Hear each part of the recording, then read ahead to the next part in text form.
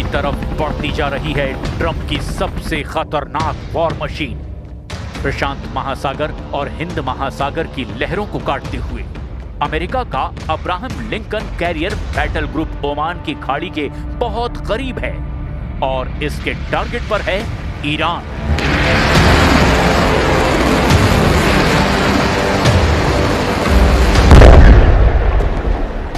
लेकिन ईरान के सर्वोच्च नेता अली खामनेई और उनके कमांडर अमेरिका की हर हरकत पर नजर रखे हुए हैं। ईरान के वॉर रूम में ट्रंप के कैरियर की लोकेशन बार बार अपडेट की जा रही है और यही वजह है कि ईरान ने अब अमेरिका के कैरियर को खत्म करने की कसम खा ली है, क्योंकि अली खामनेई की तरफ से ऑर्डर बिल्कुल क्लियर है। तेहरान के सबसे बड़े चौराहों में से एक मैदाने इनकलाब पर ये पोस्टर देखिए। पोस्टर ईरान की राजधानी में लगा है, लेकिन मैसेज अमेरिका के व्हाइट हाउस को दिया गया है। ये पोस्टर अमेरिका के झंडे की शक्ल में डिजाइन किया गया है। एक एयरक्राफ्ट कैरियर पर खड़े विमानों को तबाह हालत में दिखाया गया है और फिर इस एयरक्राफ्ट कैरियर की लहरों में लाल रंग बह रहा है, यानी अमेरिकी नौसेना का खून बह रहा है। पोस्टर पर फारसी और अंग्रेजी में लिखा है, जैसा बोगे वैसा काटोगे। ईरान बता रहा है कि ट्रंप को ईरान पर हमला करने की गलती बहुत भारी पड़ेगी। अमेरिका का कैरियर बैटल ग्रुप ईरान को तबाह करने के लिए लाया जा रहा है। इसका इरादा डोनाल्ड ट्रंप बार बार जाहिर कर रहे हैं।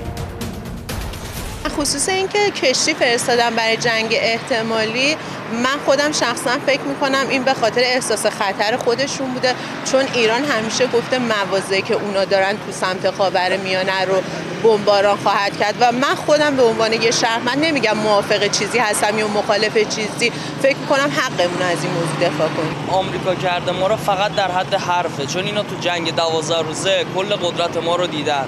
هر تهدیدی بخوام بکنن، هر پاسخی ما بی جواب نمیذاریم. بدون شک سریع ایران پاسخ میده. ईरान को रोकने के लिए अमेरिका ने जो बड़े हथियार तैनात किए हैं, उनमें ऐसे वेपन सिस्टम शामिल हैं जो नई नई टेक्नोलॉजी से तैयार करके बनाए गए हैं। अमेरिका ने अपने 3 बड़े हथियार पश्चिम एशिया को कंट्रोल करने के लिए तैनात किए हैं। इनमें सबसे खास है B-2 बम वर्षक विमान। यह स्टेल्थ बम वर्षक ईरान पर हमले के इरादे से डिएगो गार्सिया से ऑपरेट कर रहा है। दूसरे नंबर पर है अमेरिका का आधुनिक मिसाइल डिफेंस सिस्टम थार्ड और पैट्रियट, जो खाड़ी में तैनात है और इसका मकसद है ईरान की मिसाइलों को रोकना। तीसरे नंबर पर है अमेरिका का एयरक्राफ्ट कैरियर अब्राहम लिंकन और उसका पूरा battle group. You know, we have a lot of ships going that direction just in case. We have a big flotilla going in that direction, and we'll see what happens. A big force. We have a big force going toward Iran. I'd rather not see anything happen, but we're watching them very closely. Iran पर हमले के लिए America ने जो battle group तैनात किया है, उसमें क्या-क्या है, अब उसे बहुत गौर से समझिए, क्योंकि ये दुनिया के सबसे आक्रामक ही नहीं, बल्कि अमेरिका के लिए सबसे कमजोर कड़ी भी साबित हो सकता है। एक बैटल ग्रुप जिसमें एक बड़ा सुपर कैरियर होता है जो 1 लाख टन का डिस्प्लेसमेंट पैदा करता है। इसमें 90 लड़ाकू विमान और हेलीकॉप्टर तैनात रहते हैं। इसमें तिकोन देरोगा क्लास का मिसाइल क्रूजर होता है। इसमें आर्लेफ बर्फ क्लास की 3 से 4 मिसाइल डिस्ट्रॉयर होते हैं। ऐसे बेड़े के साथ रसद के लिए सप्लाई शिप भी रहते हैं। साथ में पानी के अंदर दुश्मन को रोकने के लिए एक परमाणु पनडुब्बी भी होती है। लेकिन ये बड़ी ताकत ट्रंप की बड़ी कमजोरी भी बन सकती है, क्योंकि ईरान के पास वो ताकत है जो अमेरिका की इस तबाही मशीन को राख में बदल सकती है।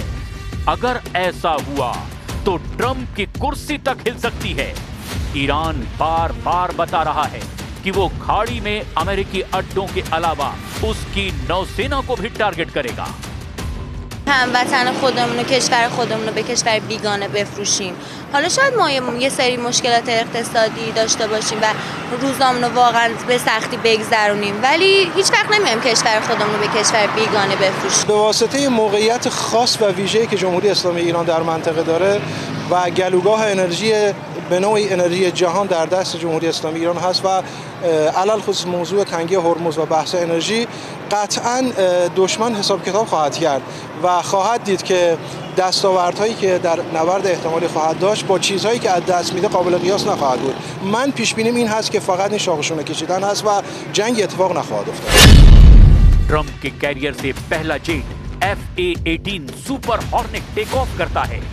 दूसरा जेट भी हमले के लिए उड़ान भरता है। फिर हथियारों से लैस तीसरा जेट भी रफ्तार भरता है। चौथा जेट भी 300 फीट लंबे रनवे से उड़ान भरता है। पांचवा जेट भी इसी रफ्तार से आसमान की तरफ बढ़ता है। छठे जेट की स्पीड और भी तेज है। इसका टारगेट भी ईरान है। फिर करीब से 7वें सुपर हॉर्नेट का टेक ऑफ। 8वां जेट भी इसी अंदाज में ऑपरेशन शुरू करता है। 9वें और 10वें जेट का वीडियो सामने से रिकॉर्ड किया जाता है। ये समंदर में ऐसा ऑपरेशन है जिसमें अमेरिका को महारत हासिल है। ऐसे सुपर कैरियर्स के साथ वो वियतनाम से लेकर इराक और अफगानिस्तान के बाद अब ईरान को मिट्टी में मिलाने के लिए तैयार है। पर सवाल ये है कि क्या वो इसमें कामयाब होगा या फिर अमेरिका एक बड़े ट्रैप में फंस चुका है। ببینید یه سریاش که بود روانیه، دوست دارن با فکر و ذکر مردم بازی کنن، چون خیلی بارا اینو گفته و هیچ عکس‌العملی نشون نداده، هیچ عملی هم ازش ندیده. قطعاً یه اقدام برای حمله است، حالا یه تهدیدی برای حمله است در است و خب چون مثلا یه ناو جنگی و الکی هیچ وقت اعزام نمی‌کنن، مثلا موقعی که ناو گروهه، فقط یه ناو، بس یه ناو نیست، حداقل 10 تا 20 تا کشتی हैं। दिसंबर में ही युद्धाभ्यास करके ईरान ने बताया है कि उसकी मिसाइल पावर जवाबी हमले के लिए तैयार है। इस वार्निंग के जरिए ईरान जून में हुए युद्ध की याद भी दिला रहा है। ईरान के सर्वोच्च नेता अली खामनेई के जनरल दावा कर रहे हैं कि इस बार युद्ध हुआ तो नई तरह की मिसाइल से हमला होगा।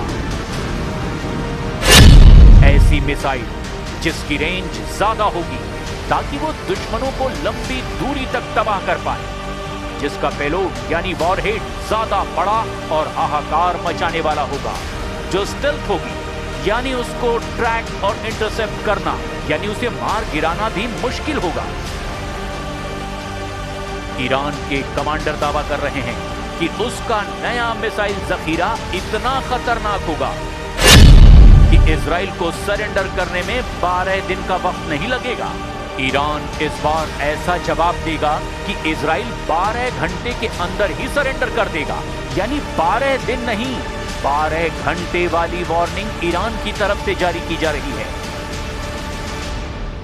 इजराइल के प्रधानमंत्री नेतन्याहू भी जानते हैं कि इस वक्त खामेनेई का इरादा क्या है और अगर ईरान पर हमला किया तो काउंटर अटैक किस लेवल का होगा। इसीलिए इजराइल में भी अब ईरान के मिसाइल पावर को लेकर सायरन बजना शुरू हो गया है।